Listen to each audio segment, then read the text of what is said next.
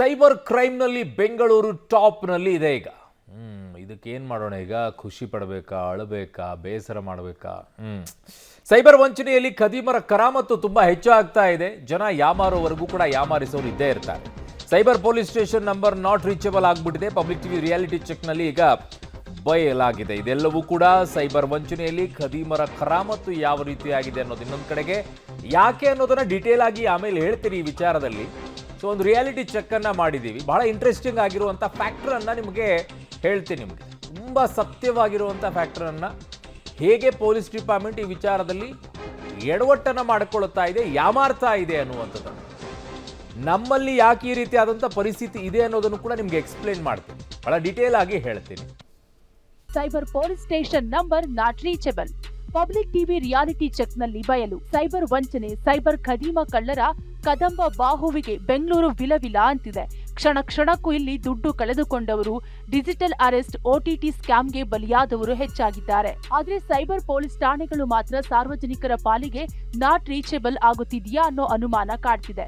ಇದಕ್ಕೆ ಕಾರಣ RTI ದಾಖಲೆಯಲ್ಲಿ ಕೊಟ್ಟಿರುವ ಬೆಂಗಳೂರಿನ ಬಹುತೇಕ ಸೈಬರ್ ಪೊಲೀಸ್ ಠಾಣೆಯ ಡಿವಿಷನ್ ದೂರವಾಣಿ ನಂಬರ್ ನಾಟ್ ರೀಚಬಲ್ ಆಗಿದೆ. ಈ ಬಗ್ಗೆ ನಿಮ್ಮ ಪಬ್ಲಿಕ್ ಟಿವಿ ರಿಯಾಲಿಟಿ ಚೆಕ್ ನಡೆಸಿದ್ದು ಒಂದೊಂದೇ ಸತ್ಯಾಸತ್ಯತೆ ಬಯಲು ಮಾಡ್ತೀವಿ ನೋಡಿ. Reality check 1. ಸ್ಥಳ ಶಿವಾಜಿನಗರ ಸೈಬರ್ ಸ್ಟೇಷನ್. ಸಮಸ್ಯೆ ದೂರವಾಣಿ ಸಂಖ್ಯೆ ಅಸ್ತಿತ್ವದಲ್ಲಿಲ್ಲ. ಬೆಂಗಳೂರಿನ ಎಲ್ಲ ಡಿವಿಷನ್ಗಳಲ್ಲೂ ಕೂಡ ಸೈಬರ್ ಪೊಲೀಸ್ ಸ್ಟೇಷನ್ಗಳಿದ್ದಾವೆ. ಸೊ ಯಾವ ರೀತಿ ರೆಸ್ಪಾಂಡ್ ಮಾಡ್ತಾರೆ, ಯಾವ ರೀತಿ ಜನರಿಗೆ ರೀಚ್ ಆಗ್ತಾ ಇದೆ ಅನ್ನುವಂಥದ್ದನ್ನು ನಾವು ರಿಯಾಲಿಟಿ ಚೆಕ್ ಮಾಡ್ತೀವಿ. ಸೊ ನನ್ನ ಬಳಿ RTI ಇನ್ಫಾರ್ಮೇಷನ್ನಲ್ಲಿ ಶಿವಾಜಿನಗರ ಠಾಣೆಯ ಸೈಬರ್ ಪೊಲೀಸ್ ವಿಭಾಗದ ನಂಬರನ್ನು ಕೊಟ್ಟಿದ್ದಾರೆ. ಮೊದಲು ಅಲ್ಲಿಗೆ ಟ್ರೈ ಮಾಡ್ತೀನಿ.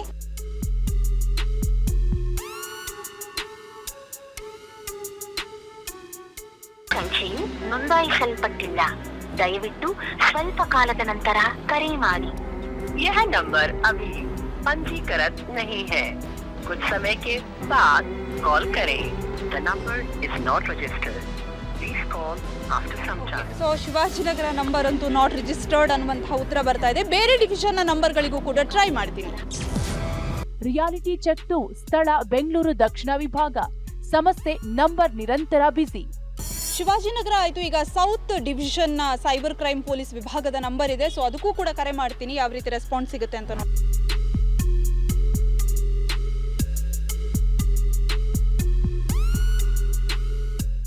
ಕರೆ ಮಾಡಿದ ವ್ಯಕ್ತಿಯು ಸಂಭಾಷಣೆಯಲ್ಲಿದ್ದಾರೆ. ದಯವಿಟ್ಟು ಸ್ವಲ್ಪ ಕಾಲ ತಡೆಯಿರಿ ಅಥವಾ ನಂತರ ಕರೆ ಮಾಡಿ. Subscribing your call is busy. Please hold the line or call again later.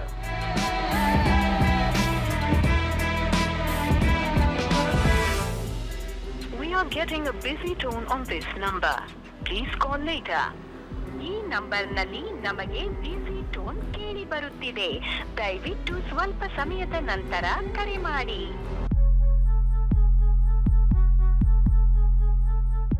We are getting a busy tone on this number. Please call later. ಈ ನಂಬರ್ನಲ್ಲಿ ನಮಗೆ ಬಿಸಿ ಟೋನ್ ಕೇಳಿ ಬರುತ್ತಿದೆ. ದಯವಿಟ್ಟು ಸ್ವಲ್ಪ ಸಮಯದ ನಂತರ ಕರೆ ಮಾಡಿ.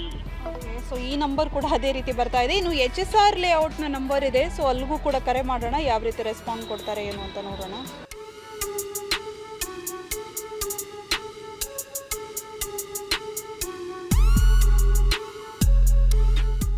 ಇನ್ ಬಿಸಿ ಅನ್ನುವಂಥ ಉತ್ತರ ಬರ್ತಾ ಇದೆ. ಸೊ ಎಗೇನ್ ಟ್ರೈ ಮಾಡ್ತೀನಿ ಈ ನಂಬರ್ಗೆ.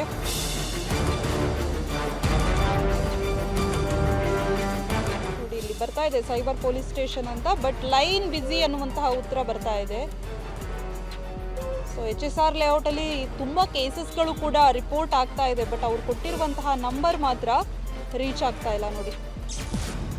Reality check 3. ಸ್ಥಳ ಬೆಂಗಳೂರು ನಾರ್ತ್ ವಿಭಾಗ. ಸಮಸ್ಯೆ number not reachable. So north ಡಿವಿಷನ್ನ ಸೈಬರ್ ಕ್ರೈಮ್ ಪೊಲೀಸ್ ವಿಭಾಗಕ್ಕೆ ಕರೆ ಮಾಡ್ತೀನಿ. ಯಾವ ವಿಭಾಗದಲ್ಲೂ ಕೂಡ ಕರೆಯನ್ನು ಸ್ವೀಕರಿಸೋದಿಲ್ಲ, ಕೆಲವೊಂದು ನಂಬರ್ಗಳು ರೀಚೇ ಆಗ್ತಾ ಇಲ್ಲ. ಸೊ ಇದು ಯಾವ ರೀತಿ ಇದೆ ಅಂತ ನೋಡಿ.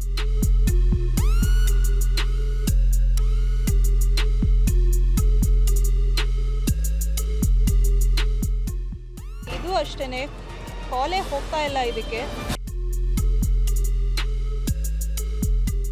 ಇನ್ನು ಬೇರೆ ಡಿವಿಷನ್ಗಳ ನಂಬರ್ನ ಕತೆ ನೋಡೋಣ ಯಾವ ರೀತಿ ಇದೆ.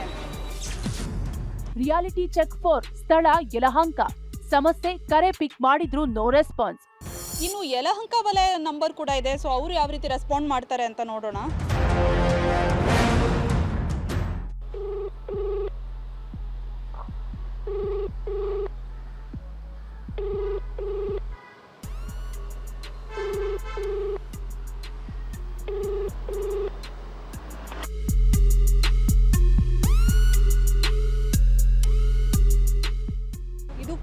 ಕಟ್ ಆಗಿದೆ. ಸೊ ಬೇರೆ ಡಿವಿಷನ್ಗಳ ನಂಬರ್ಗಳಲ್ಲಿ ಯಾವ ರೀತಿ ರೆಸ್ಪಾಂಡ್ ಮಾಡ್ತಾರೆ ಏನು ಅಂತ ನೋಡೋಣ. ರಿಯಾಲಿಟಿ ಚೆಕ್ 5 ಸ್ಥಳ ವೈಟ್ ಫೀಲ್ಡ್, ಸಮಸ್ಯೆ number switched off. Whitefield cyber police ಸ್ಟೇಷನ್ನ ದೂರವಾಣಿ ನಂಬರ್. ಸೊ ಅವರ ರೆಸ್ಪಾಂಡ್ ಯಾವ ರೀತಿ ಇದೆ ಅಂತ ನೋಡೋಣ. ನೋಡಿ, ಇದು ಕೂಡ ಲೈನ್ ಬ್ಯುಸಿ. ಅಂದರೆ ಬಹುತೇಕ ಎಲ್ಲ ಡಿವಿಷನ್ಗಳ ನಂಬರ್, ಒಂದೇ ಒಂದು ಡಿವಿಷನ್ನ ನಂಬರ್ ರಿಂಗ್ ಆಗ್ತಾ ಇದೆ, ಆದರೆ ಅವರು ಕರೆಯನ್ನು ಸ್ವೀಕರಿಸ್ತಾ ಇಲ್ಲ. ಇದು ಕೂಡ ಅಷ್ಟೇ, ಇದೇ ರೀತಿ ಆಗ್ತಾ ಇದೆ. ಅಂದರೆ ಜನಸಾಮಾನ್ಯರು ಏನಾದರೂ ದೂರು ದಾಖಲಿಸಬೇಕು ಅಂದರೆ ಅವರು ಸಿಗೋದೇ ಇಲ್ಲ ಅನಿಸುತ್ತೆ. ಎಲ್ಲ ನಂಬರ್ಗಳು ಬ್ಯುಸಿ ಅಥವಾ ಆ ನಂಬರೇ ಅಸ್ತಿತ್ವದಲ್ಲಿ ಇಲ್ಲ ಅನ್ನುವಂತಹ ಉತ್ತರ ಬರುತ್ತೆ. ನೋಡಿ, ಕಾಲೇ ಕನೆಕ್ಟ್ ಆಗ್ತಾ ಇಲ್ಲ ಈ ನಂಬರ್ಗಳಿಗೆ. ಸೊ ಇದು ಸೈಬರ್ ಪೊಲೀಸ್ ವಿಭಾಗದ ಅವಾಂತರ. RTI ದಾಖಲೆಯಲ್ಲಿ ಅವರೇ ದೂರವಾಣಿ ಸಂಖ್ಯೆಯನ್ನು ಕೊಡ್ತಾರೆ, ಸಾರ್ವಜನಿಕರು ಏನಾದರೂ ದೂರುಗಳಿದ್ರೆ ಸಂಪರ್ಕ ಮಾಡ್ಬೋದು ಅಂತ. ಆದರೆ ಅಷ್ಟೂ ನಂಬರ್ಗಳಿಗೆ ಕರೆ ಮಾಡಿದ್ರು ಯಾವ ನಂಬರ್ಗಳಿಗೂ ಕೂಡ ಅವರು ರೆಸ್ಪಾಂಡನ್ನು ಮಾಡ್ತಾ ಇಲ್ಲ. ಬಹುತೇಕ ನಂಬರ್ಗಳು ಡೆಡ್ಡೇ ಆಗಿದ್ದಾವೆ. ಸೊ ಅವರೇ ಒದಗಿಸಿರುವಂತಹ ನಂಬರ್ ಇದು. ಒಂದು ಕಡೆಯಿಂದ ಬೆಂಗಳೂರಿನಲ್ಲಿ ದಿನದಿಂದ ದಿನಕ್ಕೆ ಸೈಬರ್ ಕ್ರೈಮ್ಗಳ ಸಂಖ್ಯೆ ಹೆಚ್ಚಳ ಆಗ್ತಾ ಇದೆ. ಇನ್ನೊಂದು ಕಡೆಗೆ ಸಾರ್ವಜನಿಕರು ದೂರು ಕೊಡೋಣ ಅಂತ ಕರೆ ಮಾಡಿದ್ರೆ ಅವರ ಪಾಲಿಗೆ ಸೈಬರ್ ಕ್ರೈಮ್ ವಿಭಾಗ ನಾಟ್ ರೀಚಬಲ್ ರೀತಿಯಲ್ಲೇ ಆಗ್ತಾ ಇದೆ. ಇನ್ನು ಈ ಸಮಸ್ಯೆಯಿಂದ ತೊಂದರೆಗೊಳಗಾಗಿರುವ ಸಾರ್ವಜನಿಕರು ಕೂಡ ವ್ಯಾಪಕವಾಗಿ ಕಿಡಿಕಾರಿದ್ದಾರೆ. ಒಬ್ಳು ಹುಡುಗಿ ಒಂದು ಸೈಬರ್ ಕ್ರೈಮ್ ಕೇಸ್ ಇದೆ. ಆನ್ಲೈನ್ ಕಂಪ್ಲೇಂಟ್ ಆದ ನಂತರ ಅವರಿಗೆ ಸೈಬರ್ ಕ್ರೈಮ್ ಡಿಪಾರ್ಟ್ಮೆಂಟ್ ಅವರಿಂದ ಮೆಸೇಜ್ ಬಂತು. ಅದರಲ್ಲಿ Bengaluru police East zone CN police ಸ್ಟೇಷನ್ಗೆ ಕಾಲ್ ಮಾಡಿ ಮಾತಾಡಲು ಹೇಳಿದ್ರು. SMS ಅಲ್ಲಿದ್ದ ನಂಬರ್ ಸ್ವಿಚ್ ಆಫ್ ಆಗಿತ್ತು. ಇದೇ ಪೊಲೀಸ್ ಸ್ಟೇಷನ್ ಇಂದ we have 3 other numbers. None of the 3 numbers were working. We tried many times with many numbers. ಅನೇಕ ಜನರಿಗೆ ಇದೆ ಸಮಸ್ಯೆ ಇದೆ, ತುಂಬಾ ಕಷ್ಟ ಇದೆ ಎಲ್ಲರಿಗೂ. So it's just a humble appeal to the police commissioner, sir. Please do something about this. Cyber crime ಠಾಣೆಗೆ ಸಂಪರ್ಕಿಸಲು ಸಹಾಯವಾಣಿ ಇದೆ. ಸಹಾಯವಾಣಿಯಲ್ಲಿ ಕೊಡುವ ನಂಬರ್ಗಳಿಗೆ ಕರೆ ಮಾಡಿದ್ರೆ ಜನರ ಪಾಲಿಗದು ನಾಟ್ ರೀಚಬಲ್. ಹೀಗಾಗಿ ಸೈಬರ್ ಠಾಣೆಯವರು ಈ ಬಗ್ಗೆ ಎಚ್ಚೆತ್ತುಕೊಂಡು ಸಾರ್ವಜನಿಕರಿಗೆ ಸೇವೆ ನೀಡಬೇಕಿದೆ. ಪವಿತ್ರ, ಪಬ್ಲಿಕ್ ಟಿವಿ, ಬೆಂಗಳೂರು. ಆಗಬೇಕಾಗಿದ್ದೇ ಇದು. ಯಾಕೆ ಅಂತಂದ್ರೆ ವಿಂಗ್ಗಳನ್ನ ಸಪರೇಟ್ ಆಗಿ ಮಾಡ್ಕೊಂಡಿದ್ದಾರೆ ಪೊಲೀಸ್ ಇಲಾಖೆಗಳಲ್ಲಿ, ಎಲ್ಲದಕ್ಕೂ ವಿಂಗ್ಗಳನ್ನ ಮಾಡಿ ಇಟ್ಕೊಂಡಿದ್ದಾರೆ. But cyber is a main, ಈಗ ಆಗ್ತಾ ಇರುವಂಥ ಕ್ರೈಮ್ ಲೆವೆಲಲ್ಲಿ ಹೈಯೆಸ್ಟ್ ಆಗ್ತಾ ಇರುವಂಥದ್ದೇ ಸೈಬರ್ ಕ್ರೈಮ್ಗಳಲ್ಲಿ. ಅಪಾಯಿಂಟ್ಮೆಂಟ್ ಎಲ್ಲಾಗುತ್ತೆ? ಯಾವುದಾಗುತ್ತೆ ಅಪಾಯಿಂಟ್ಮೆಂಟು? ಕಾನ್ಸ್ಟೇಬಲ್ಗಳು ನಾರ್ಮಲ್ ಆಗಿ ಸಿವಿಲ್ ಕಾನ್ಸ್ಟೇಬಲ್ ಅಪಾಯಿಂಟ್ಮೆಂಟ್ ಆಗೋರು ಅದರಲ್ಲೇನೆ ಯಾರಿಗಾದ್ರು ಕಂಪ್ಯೂಟರ್ ಬರುತ್ತಾ, ಕರ್ಕೊಂಡು ಬಂದಿಲ್ಲಿ ಕೂರಿಸು, ಅವನಿಗೊಂದು ತಿಂಗಳು ಟ್ರೈನಿಂಗ್ ಕಳಿಸು. ಸೈಬರ್ ಮುಗಿತಾ ಒಂದು ತಿಂಗಳು ಟ್ರೈನಿಂಗ್. ಏನ್ರಿ ಅವನು ಸೈಬರ್ ಕ್ರೈಮ್ ಮಾಡುವಂಥವನು 1 ತಿಂಗಳಲ್ಲಿ ಕಲ್ತ್ಬಿಟ್ಟು ಇಲ್ಲಿ ಕ್ರೈಮ್ ಮಾಡಿರ್ತಾನ?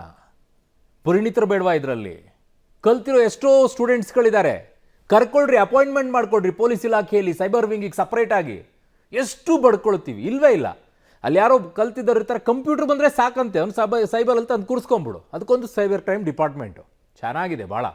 ಇದು ಪೊಲೀಸ್ ಡಿಪಾರ್ಟ್ಮೆಂಟಲ್ಲಿರುವಂಥ ಅಸಲಿಯತ್ತನ್ನು ನಿಮಗೆ ಹೇಳ್ತಾ ಇದ್ದೀನಿ. ತುಂಬ ಇನ್ಸೈಡ್ ಆಗಿರುವಂಥ ಅಸಲಿಯತ್ತನ್ನು ಹೇಳ್ತಾ ಇದ್ದೀನಿ. ಒಂದಾದರೂ ಅಪಾಯಿಂಟ್ಮೆಂಟನ್ನು ತೋರಿಸಿ ನನಗೆ. ಗುತ್ತಿಗೆ ಮೇಲೆ ಕೊಡ್ತಾರಂತೆ, ಅವ್ನಿಗೆ ಕಂಪ್ಯೂಟರ್ ಬರೋನು ಕೂರಿಸ್ತಾರಂತೆ, ಅವ್ನು ಇಷ್ಟೊಂದು ರೆಡಿ ಮಾಡಿಬಿಟ್ಟು ಅದು ಇದು ಹೇಳ್ಬಿಟ್ಟು ಮುಗಿದೋಯ್ತು. ಅಲ್ಲಿ ಹೋಗಿ ಕಂಪ್ಲೇಂಟ್ ಕೊಡೋಕೆ ಹೋಗಿ ನೀವ್ಯಾಕೆ ಫೋನ್ ರಿಸೀವ್ ಮಾಡೋಕ್ಕೆ ಹೋದ್ರಿ, ನೀವ್ಯಾಕೆ ಅವ್ರಿಗೆ ಏನಾದರೂ ನಂಬರ್ ಕೊಡೋಕೆ ಹೋದ್ರಿ, ಇಂಥವು ಕೇಳ್ತಾರೆ. ಅದಕ್ಕೆ ಬೇಗ ರಿಯಾಕ್ಟು ಮಾಡಲ್ಲ.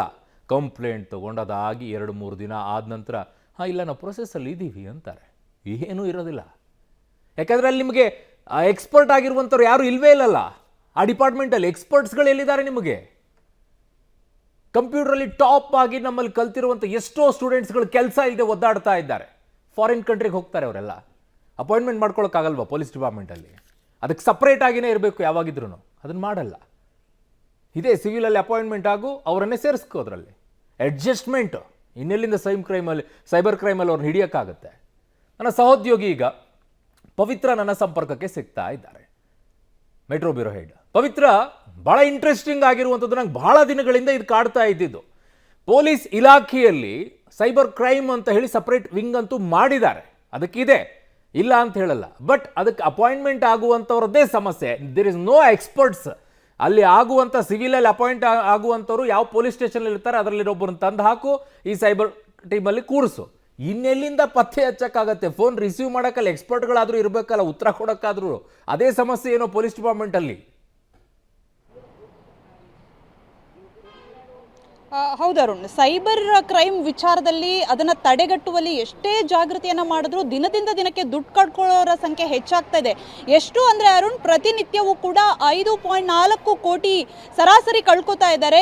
ಈ ವರ್ಷದಲ್ಲೇ ದಾಖಲೆಯಲ್ಲೇ ಇರುವಂಥದ್ದು 1806 ಕೋಟಿ 11 ತಿಂಗಳ ಅವಧಿಯಲ್ಲಿ ಜನ ದುಡ್ಡನ್ನು ಕಳ್ಕೊಳ್ತಾ ಇದ್ದಾರೆ. ಅದರಲ್ಲೂ ಕೂಡ ಬೆಂಗಳೂರು ಯಾವ ರೀತಿಯಾಗಿದೆ ಅಂದರೆ ಸೈಬರ್ ವಂಚಕರಿಗೆ ಟಾರ್ಗೆಟೇ ಆಗೋಗ್ಬಿಟ್ಟಿದೆ. ಅಷ್ಟರ ಮಟ್ಟಿಗೆ ಇಲ್ಲಿ ಎಲ್ಲರೂ ಕೂಡ ಯಾರು ಅಂದರೆ ವಿದ್ಯೆ ಗೊತ್ತಿಲ್ಲದಿದ್ದವರು ಅಥವಾ ಮೊಬೈಲ್ ಆಪರೇಟಿಂಗ್ ಗೊತ್ತಿಲ್ಲದೆ ಇರೋರು ಅಲ್ಲ, ಎಲ್ಲರೂ ಕೂಡ ವಿದ್ಯಾವಂತರೇ, IT ಕೆಲಸ ಮಾಡೋರಾಗಿರ್ಬೋದು, ಉನ್ನತ ಹುದ್ದೆಯಲ್ಲಿ ಎಲ್ಲರೂ ಕೂಡ ದುಡ್ಡು ಕಳ್ಕೊತಾ ಇದ್ದಾರೆ.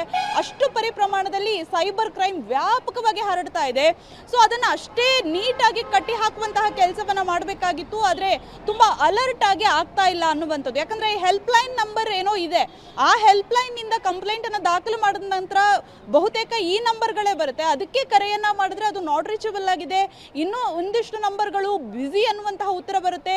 ವಿಚಿತ್ರ ಅಂದ್ರೆ ಬಹುತೇಕ ನಂಬರ್ಗಳು ಅಸ್ತಿತ್ವದಲ್ಲೇ ಇಲ್ಲ ಅನ್ನುವಂತಹ ಉತ್ತರ ಕೂಡ ಬರ್ತಾ ಇದೆ. ಕೇವಲ 2 ತಿಂಗಳ ಹಿಂದೆಯಷ್ಟೇ RTI ದಾಖಲೆಯಲ್ಲಿ ತೆಗೆಸಿಕೊಂಡಿರುವಂತಹ ಮಾಹಿತಿ, ಪೊಲೀಸ್ ಅವರೇ ಕೊಟ್ಟಿರುವಂತಹ ಮಾಹಿತಿ. ಆದ್ರೆ ಆ ದೂರವಾಣಿ ಸಂಖ್ಯೆಗಳು ಕೂಡ ಅಸ್ತಿತ್ವದಲ್ಲಿ ಇಲ್ಲ.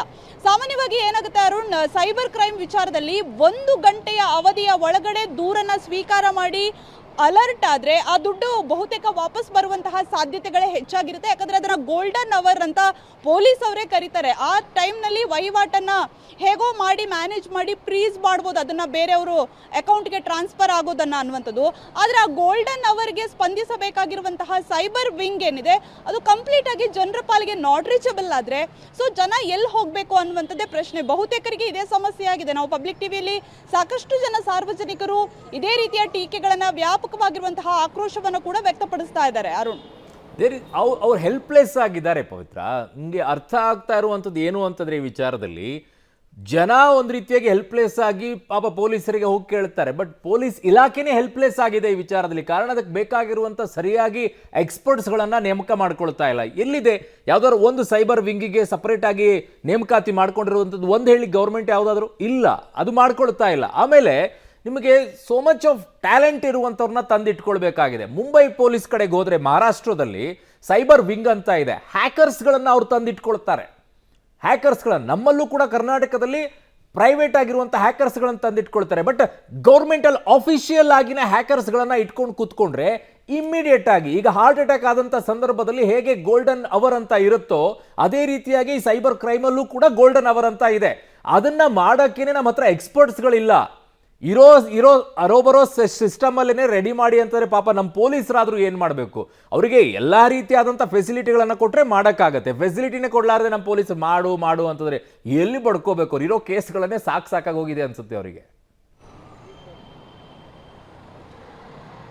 ಹೌದು, ಯಾಕಂದ್ರೆ ಈಗ ನೀವು ಹೇಳ್ದಂಗೆ ಈಗ ಎಷ್ಟರ ಮಟ್ಟಿಗೆ ಈ ಕದೀಮರು ಹೆಚ್ಚಾಗಿದ್ದಾರೆ ಅಂದ್ರೆ ಯಾವ್ಯಾವ ಎಲ್ಲ ರೀತಿಯಲ್ಲೂ ಕೂಡ ಜನರನ್ನ ಒಂದು ಸೈಬರ್ ಕೆಡ್ಡಾಗೆ ಬೀಳ್ಸೋದಕ್ಕೆ ರೆಡಿ ಆಗಿದ್ದಾರೆ. ಸೊ ಪೊಲೀಸರು ಕೂಡ ಅಷ್ಟೇ ನುರಿತರನ್ನ ಇಡ್ಕೋಬೇಕು, ಅದರಲ್ಲಿ ತುಂಬಾ ಎಕ್ಸ್ಪರ್ಟ್ ಆಗಿರೋರನ್ನ ಇಡ್ಕೋಬೇಕು. ಇದು ಯಾವ ರೀತಿ ಆಗಿದೆ ಅಂದ್ರೆ ಒಂದೊಂದು ಸ್ಟೇಷನ್ಗಳಲ್ಲಿ ಒಂದೊಂದು ವಿಂಗ್ಗಳನ್ನ ಮಾಡ್ಕೊಂಡ್ಬಿಟ್ಟಿದ್ದಾರೆ ವಿನಃ ಅಲ್ಲಿ ಎಕ್ಸ್ಪರ್ಟ್ಗಳಿಲ್ಲ ಅಥವಾ ಜನರಿಗೆ ರೀಚ್ ಆಗುವಂತಹ ನಂಬರ್ಸ್ಗಳಿಲ್ಲ. ಸೊ ಇದರಿಂದ ಸಮಸ್ಯೆ ಆಗುತ್ತೆ. ಜನ ಕೂಡ ಅಷ್ಟೇ, ನೀವು ನೋಡ್ತಾ ಇದ್ರೆ ಸೈಬರ್ ವಂಚನೆಯ ವಿಚಾರದಲ್ಲಿ ತುಂಬಾ ಜನ ಕಂಪ್ಲೇಂಟ್ ದಾಖಲು ಮಾಡ್ಕೊಳ್ಳೋದಿಲ್ಲ. ಅವ್ರಿಗೆ ಐಡಿಯಾನೇ ಇರೋದಿಲ್ಲ ಹೇಗೆ ಕೊಡಬೇಕು, ಎಲ್ಲಿ ಕೊಡಬೇಕು, ಯಾವ ರೀತಿ ರೆಸ್ಪಾಂಡ್ ಮಾಡ್ತಾರೆ. ಜೊತೆಗೆ ಒಂದು ಬಂದ್ಬಿಟ್ಟಿದೆ, ಅದರಲ್ಲಿ ದುಡ್ಡು ಕಳ್ಕೊಂಡ್ರೆ ನಮ್ಗೆ ವಾಪಸ್ ಬರೋದೇ ಇಲ್ಲ, ಹೋಗೇ ಹೋಯ್ತು ಆ ದುಡ್ಡು ಅನ್ನುವಂಥದ್ದು ಬಂದಿದೆ. ಹಾಗಾಗಿ ಜನ ತುಂಬಾ ಪ್ರಮಾಣದಲ್ಲಿ ದುಡ್ಡನ್ನು ಕಳ್ಕೊತಾ ಇದ್ದಾರೆ. ಬಹುಶಃ ಇದಕ್ಕೆ ಹೆಚ್ಚಿನ ಒತ್ತನ್ನು ಕೊಡಬೇಕು. ಕೇವಲ ಈಗ ಬೇರೆ ಬೇರೆ ವಿಚಾರದಲ್ಲಿ ಕಳ್ಳತನ ಆಗಿರ್ಬೋದು, ಆ ಬೇರೆ ಬೇರೆ ಕ್ರೈಮ್ಗಳು ಸಹಜ, ಆದರೆ ಅದಕ್ಕಿಂತ ಹೆಚ್ಚಾಗಿ ಜನ ಬಲಿಯಾಗ್ತಾ ಇರೋದು ಈ ಸೈಬರ್ ಕ್ರೈಮ್ ವಿಚಾರದಲ್ಲಿ. ಹಾಗಾಗಿ ಹೆಚ್ಚಿನ ಅಲರ್ಟ್ ಅನ್ನ ಜೊತೆಗೆ ನುರಿತರನ್ನ ಇದು ಕೊಟ್ರೆ ಅಟ್ಲೀಸ್ಟ್ ಒಂದಿಷ್ಟು ಕಡಿಮೆ ಆಗ್ಬೋದು. ಪ್ರತಿ ವರ್ಷ ಡೇಟಾವನ್ನ ನೋಡ್ತಾ ಇದ್ರೆ ದಿನದಿಂದ ದಿನಕ್ಕೆ ಹೆಚ್ಚಾಗ್ತಾನೆ ಇದೆ ವಿನ ಈ ಸೈಬರ್ ಕ್ರೈಮ್ ನ ರೇಟ್ ಕಡಿಮೆ ಆಗ್ತಾ ಇಲ್ಲ.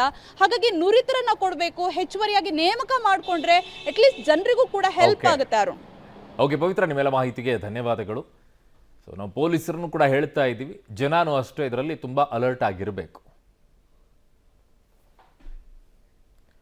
ಸಿಂಪಲ್ ಆಗಿ ನಂಬರ್ ಸೇವ್ ಆಗಿದ್ದರೆ ಮಾತ್ರ ಫೋನನ್ನು ರಿಸೀವ್ ಮಾಡಿ. ಅನ್ನೋನ್ ನಂಬರ್ಸ್ಗಳನ್ನು ರಿಸೀವ್ ಮಾಡಬೇಡಿ.